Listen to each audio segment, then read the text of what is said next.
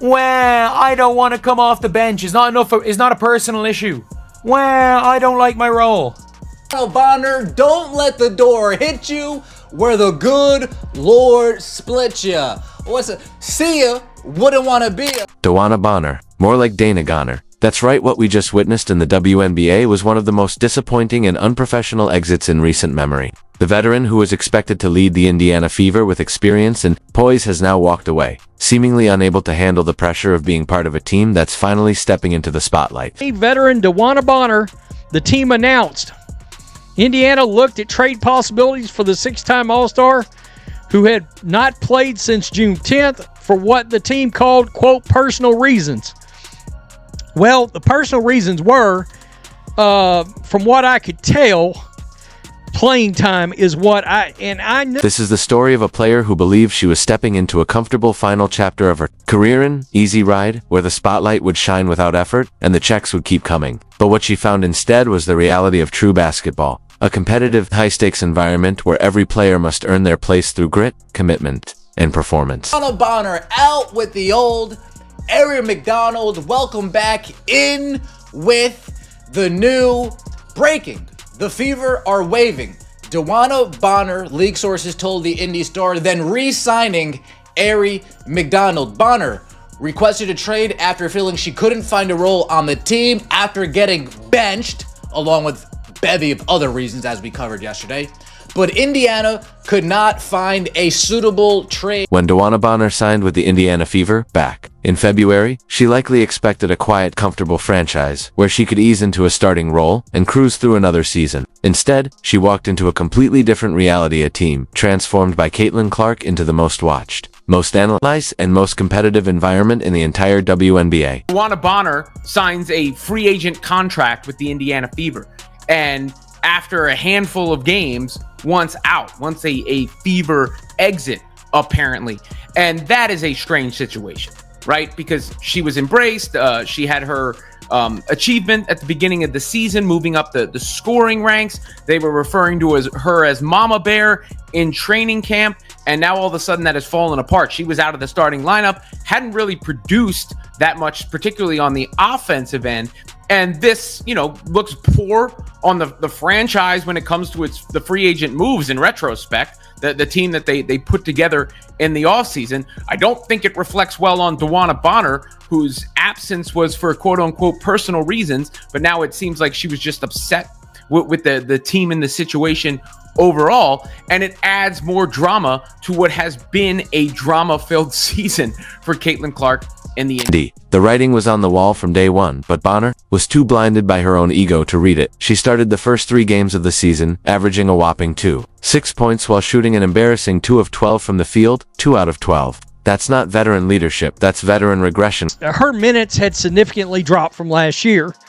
Well, in turn, if her minutes drop, a lot of her production numbers that she can see and the rest of the league can see also dropped with it. Look, she's just like Natasha Howard. She looks old on the court. All right, I'm not trying to be this is not ageism. She looks like an older athlete. All right, she looks slower on the court, and the team has been lacking energy. It's been a serious problem. Seriously, long overdue. Let her go to the place where she feels she would be. From the very beginning, the signs were clear, but Bonner, clouded by her own ego, failed to notice. She started the first 3 games of the season, putting up just 2.6 points per game and shooting a dismal 2 for 12 from the field. That's not the mark of veteran leadership. It's a clear indication of decline. Couldn't fit with the rotations of the team. She's upset that Lexi Hall took her spot. That's the truth. Little blonde girl from next door took her spot. That's what it was. Well, Lexi Hall is a good basketball player. I think she earned that spot, in my opinion, and she's shooting very well from the 3. She's an excellent 3-point shooter this season. She's a sniper this season. And she hustles. She gets rebounds. She gets steals. She puts her heart out every single day. If you're enjoying the story so far, don't forget to subscribe. Now, how did our so-called veteran leader respond to a perfectly reasonable coaching decision? Like someone unwilling to face adversity. Instead of rising to the challenge, working harder, and earning her place back, Bonner chose to walk away. She requested a trade, saying the fit wasn't right, basketball speak for not being comfortable outside the spotlight. But what made the situation worse was how she handled it. Rather than addressing it professionally, Bonner stopped showing up altogether, citing personal reasons and leaving her teammates to manage without her for 5 straight games. In reality, it seems the only personal issue was a bruised ego because she was forced to confront the possibility that she might no longer be starter material on a serious contender. Bonner, don't let the door hit you where the good Lord split ya. What's it? See ya, wouldn't want to be ya, right? I'm not telling you gotta go home, but you gotta get up out of here. DeWanna Bonner out with the old. Aaron McDonald, welcome back in with the new breaking. The Fever are waving. DeWanna Bonner, league sources told the Indy Star, then re-signing Aaron McDonald. Bonner requested a trade after feeling she couldn't find a role on the team after getting benched, along with a bevy of other reasons as we covered yesterday. But Indiana could not find a suitable trade option. This isn't just a question of basketball, a matter of character. And Dana Bonner's character was revealed the moment she faced genuine adversity. She signed on to be a veteran leader for a young, evolving team. But the second that team began attracting national attention and facing the pressure that comes with having a generational star like Caitlin Clark, she crumbled. It became clear she wasn't comfortable in a supporting role on a team that had suddenly become the center of the basketball world. Deep down, it seemed she wanted to be the star. The envy was unmistakable, almost uncomfortable to watch. Here was a player who had spent most of her career winning in the shadows, only to now find herself in the spotlight she wasn't ready to share. The truth is, DeWanna Bonner was butthurt. That's what it comes down to. She was butthurt, her ego was bruised, and she wanted to cry and leave. This is a shame. See, if you're truly a team player, you accept that Lexi Hull's better than you. You accept being a role player and contribute of the way you can. And why do you even care at this point? You're 37 years old. You're making a lot of money for a WNBA player. Why not just ride it out? I don't understand that. You know what it was? She missed her boo thing in Phoenix, and she just want to wiggle her way out so she can go to Phoenix. That's all it was. Instead of embracing the chance to be part of something truly transformative, she grew resentful. It bothered her that 17,274 fans weren't showing up for her. They were there for Caitlin Clark. It frustrated her that the sold-out arenas weren't because of her experience, but because of a 22-year-old rookie who had already made a bigger impact on women's basketball than she ever had. But the deeper issue lies with the pressure coming from the so-called veterans of the WNBA. For years, many had grown comfortable coasting in a league where half-empty arenas were the norm and only the most dedicated fans watched. Then came Caitlin Clark, packing stadiums and shattering viewership records, bringing national attention to the league. Instead of welcoming this moment of growth, some of the longtime players viewed it as a threat to the status quo they had settled into. Long story short, DB thought her role was going to be one thing. She came in playing terrible, got benched, and was upset about it. Long story short, Shorty got her record and dipped. That's low-key crazy, y'all. Shorty dipped from the team for personal reasons for 5-6 games and then said she has no intentions on coming back. Because you sucked this year?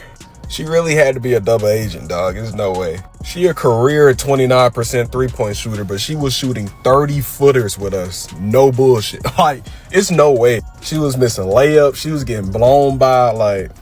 The old guard couldn't stand that someone so young, so talented, and so marketable was making their league relevant for the first time in decades. They couldn't handle that their years of paying dues meant nothing when a rookie could walk in and immediately become the most important player in the sport, so they did what bitter, insecure people always do. They tried to tear down the person who was making them look irrelevant, and Dana Bonner, who should have been a bridge between the old and new eras of the WNBA, instead chose to side with the haters. She genuinely acted like a baby after she realized she might not start as much for the Indiana Fever, throwing a tantrum that lasted for weeks and ultimately culminated in her abandoning her team entirely. This is a 37-year-old woman behaving like a teenager who didn't make varsity. Anybody with any intuition could sort of see that this was getting odd. The amount of time that she had missed with no explanation as to why, no timeline on her return, not making the road trip, all of these things, the lack of information, the basic mystery would be enough to get anybody's spidey sense tingling about this situation. But on top of that, I'll tell you this much.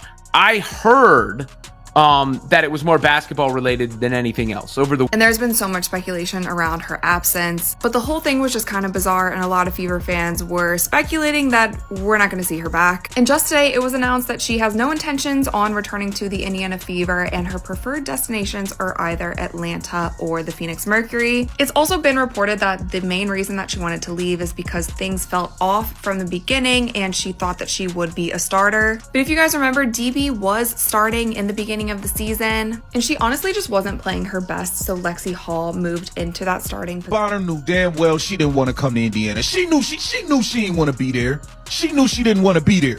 I think the fix was in. The Phoenix Mercury didn't have the bread to pay her.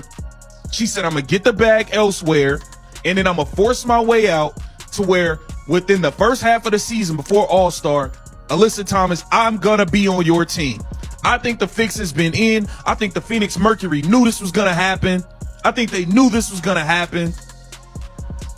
I think she played bad on purpose. She plummeted her stock to the point where it's not like we could trade her.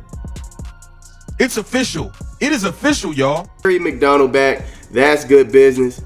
Glad she's back. I knew she was waiting after all those hardship contracts were being signed by different players on different teams. I was like, man, look, Ari not on a team yet. She's coming back. Anyway, it was pretty evident that Bonner did not want to be a part of this team. The fans seemed to take her in, but that wasn't enough. The fact Bonner had zero trade value is telling too. Ari McDonald was so impressive in her first stint in Indiana. She'll be a great fit. Now, I do feel like maybe they couldn't find a way to trade Bonner. Like I stated, the two teams she wanted to go to, I didn't see any use for her being there, man. Like, I'm not being disrespectful. There was just no use for her there. And she still wasn't going to start. So, I don't know, man.